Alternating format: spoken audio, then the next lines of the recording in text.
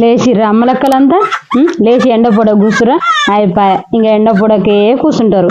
ఎండేటి వస్తే అటే కూర్చుంటారు. ఎండ జరుగుతా ఉంటే జరుగుతారు. ఇంకా ఇన్నెలు దోమ బుద్ధి అవుతలేదు, బట్టల బిండ బుద్ధి అవుతలేదు.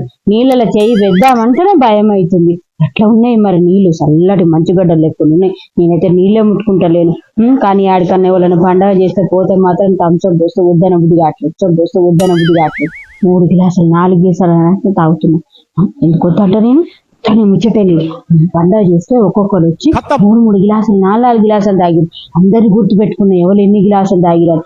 అందుకని ఎవ్వరు పండుగ చేసినా ఇడ్సబెట్టనే పోయేది పిలవకున్నా పోయేదే. 3 గ్లాసులు 4 గ్లాసులు తాగుతాం. ముక్కులకల్లా గాలి వెళ్ళకపోని, సర్ది చేయని, జ్వరం రాని, నైట్ అంతా జాగారం చేయని కూడా ఇడ్సబెట్టని. మరి మా ఇంట్లో ఎట్లా తాగిరు? అందుకే మేము ఇప్పటి నుంచి ఎప్పుడు పండుగ చేసినా తోడు వానలు వచ్చిందో కొడతా. మీరు కూడా అట్లనే చేయరు.